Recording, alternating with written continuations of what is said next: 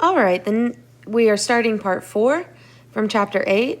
We're going to start with some dihydroxylations.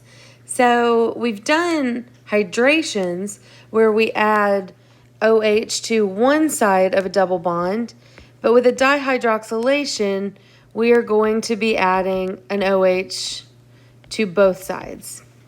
Now, there's a couple of different reactions because we want to be able to control the stereochemistry. So for the rest of these reactions in this section for anti-and syn dihydroxylation, I will use a cyclic starting material with a double bond. If we're doing an anti-dihydroxylation, this means that the OHs are going to wind up trans to one another, right? One wedge and one dash. You won't have to worry about regiochemistry as there's an OH on both sides. Okay, so if we start off with, the anti-dihydroxylation. This is actually a 2-step reaction. And the first step is one we're going to take a look at in even more detail in chapter 13. This one requires the use of a peroxy acid. We'll talk about that a little bit more in just a moment. And then in a second step, we're going to use a dilute acid. So if you memorize these 2 steps together, it takes an alkene to a dihydroxyl compound, and you have anti-stereochemistry or trans-stereochemistry. The first reaction, the first step of the reaction, forms a group called an epoxide. So we're getting some new functional group names in here. All right, so let me draw that really quickly here. OH, or I'm sorry, it doesn't have an H on it. It's gonna make a little 3-membered ring with an oxygen. It's gonna have a little plus charge, or I'm sorry, that's gonna be neutral. Oxygen likes to have 2 bonds and 2 lone pairs. So this is known as an epoxide. An epoxide is a cyclic ether that's a 3-membered ring. So think about a little triangle where one of the points is an oxygen. That's an epoxide. A peroxy acid, and this is just a generic, right? There's some sort of R group, but the functional group, it looks a lot like a carboxylic acid, but it has an extra oxygen in it. A peroxy acid will form epoxides when you react them with a double bond. Epoxides are pretty reactive. 3-membered ring has a considerable amount of ring strain, and so they're fairly easy to open up. So what we're going to use, very simple set of reagents here, just dilute acid, water and acid. And that is going to open that ring up and provide protons so that one of the oxygens stays on the front, right? That's the oxygen that was here in this epoxide right here. And the other oxygen we'll have to add from the back. You are not responsible for this mechanism, but I do want to take a look at it. Over here on the slides, right? We'll blow that up a little bit. The peroxy acid reacts with that double bond in such an interesting way, right? There's a lot going on here, so I would not ask you to recreate that. But it does some rearrangements that allows the oxygen to form that little 3-membered ring and to get your epoxide. And then the peroxy acid is reduced to a carboxylic acid. Now, specific peroxy acids you might see. You might see the generic RCO3H. You might see a specific R group like CH3CO3H. You're looking for that CO3H functional group. One very specific peroxy acid that you should commit to memory because it does show up quite a bit is MCPBA,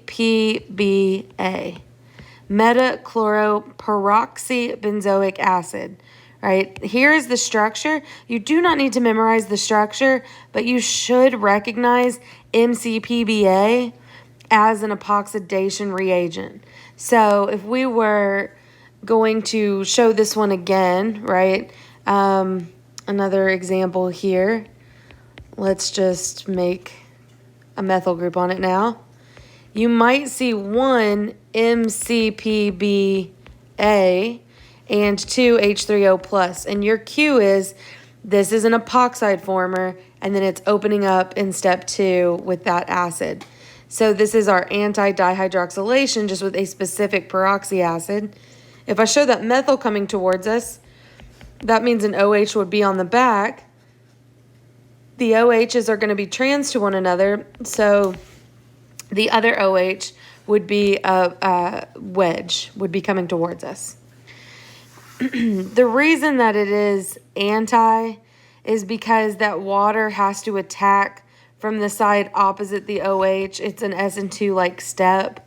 The OH then that was already attached to the ring opens up. We will do this mechanism in chapter 13, so you do not need to worry about it in chapter 8. Just focus on memorizing your reagents. Focus on being able to predict products.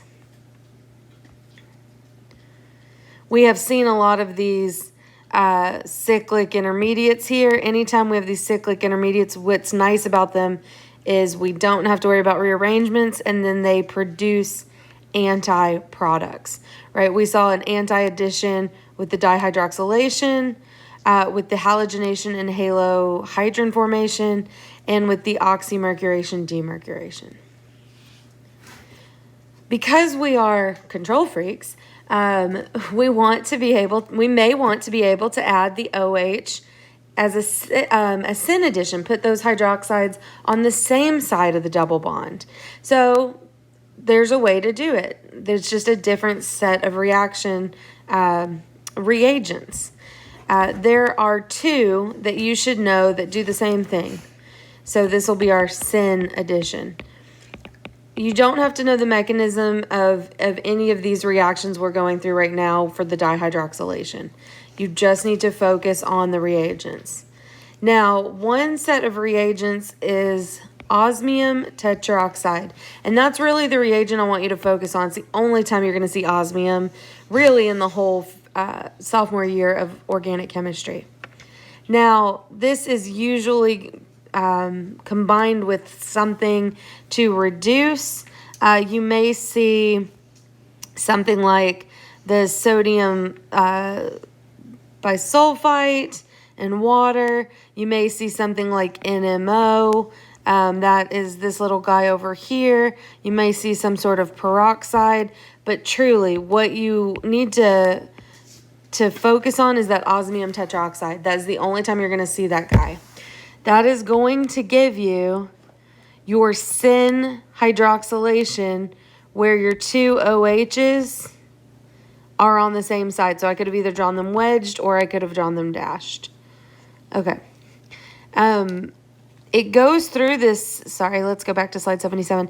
It goes through this cyclic intermediate, but look right here. This always helps me. Both oxygens go on at the same time, and they're both attached to osmium. So there's no way that one could attack on one side of the ring and the other could come in from the back. It's kind of like with your catalytic hydrogenation.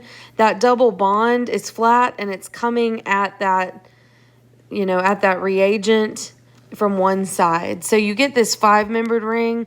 It's just, this osmate ester is just an intermediate.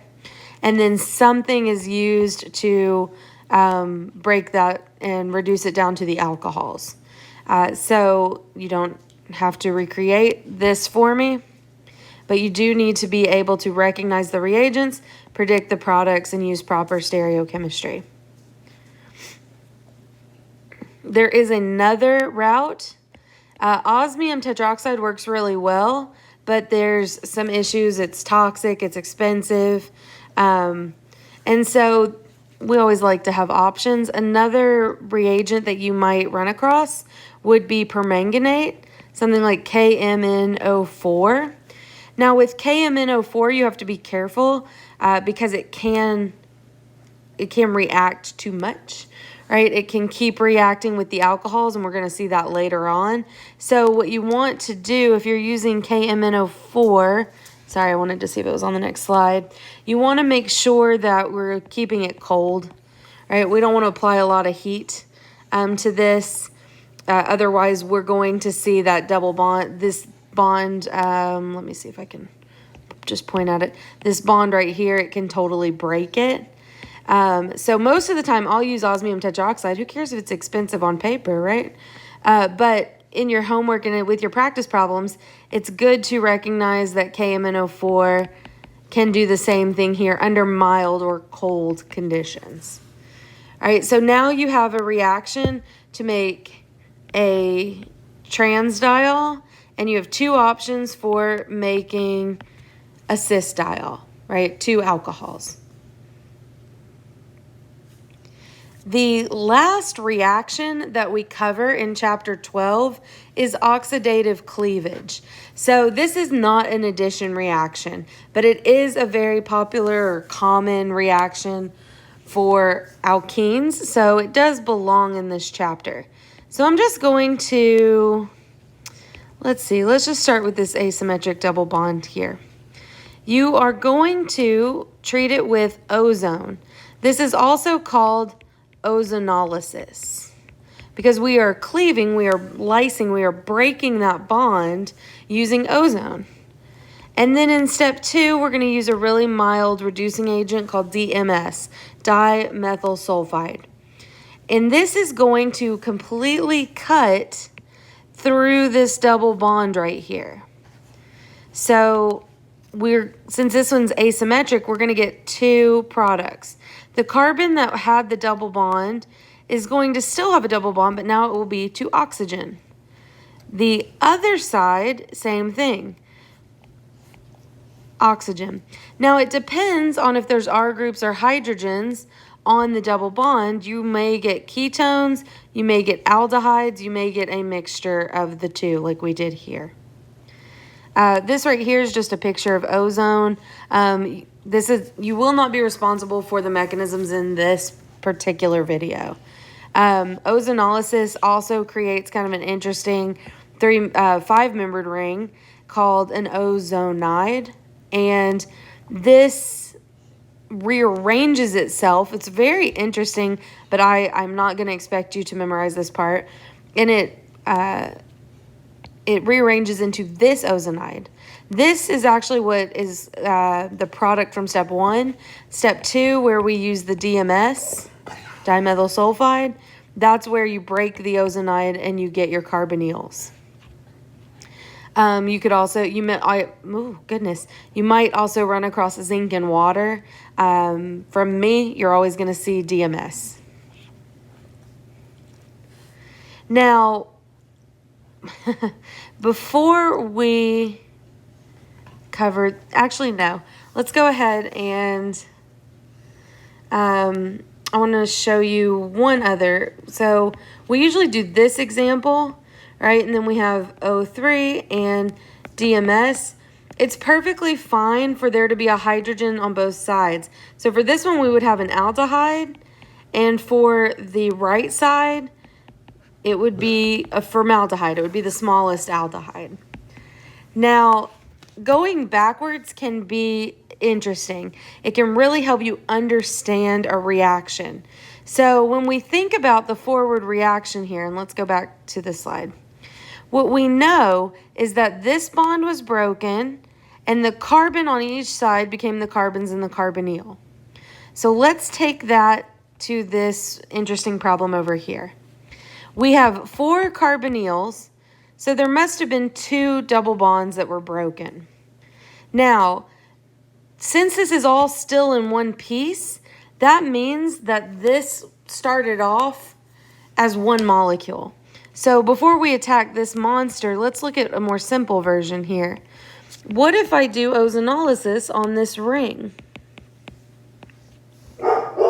Well, then I'm going to be cutting this bond, but it's a ring, so they're still going to be attached, right? I'm still going to have 1, 2, 3, 4, 5, 6. It's just that now the 1 and 6 are not attached to each other. they're aldehydes. So it is possible, right? If we break up a double bond in a ring, we don't get two products, we just get one product with two carbonyls. So let's see, let's give ourselves some room here to do this guy. We've got 1, 2, so these could have been attached, but then that gives us a 3-membered ring. That's not really stable. We've got 1, 2, 3, 4, 5, 6. We know 6-membered rings are ideal. 1, 2, 3, 4, 5, 6, 7. Let's go for that 6-membered ring, because then that will also leave us with 1, 2, 3, 4, 5. 5 and 6-membered rings are typically where we want to go. So I'm actually going to mark up this slide. Let's say this is 1, 2, 3, 4, 5, and 6. Okay, so when I come over here and I draw my product, I'm going to start here. All right, so I'm going to start with, let's say 1, 2, 3, 4, 5, and 6. Now, I know that 1 and 6 are carbonyls, so that had to be where my double bond was. Carbon 3 and carbon 4, now I need to deal with here. So let's just say 3, 4, and then we'll have 7, 8, and 9. Carbon 3 and carbon 9 must have then also been attached, right? Because we have 2 more carbonyls. So let's see, that's going to be a 1, 2, 3, 4, 5-membered ring connecting 3 and 4. Here we go. So 3 was attached to 4, which was attached to 7, 8, and 9. 3 and 9 had a double bond. Right? And so that is a possible starting material for this particular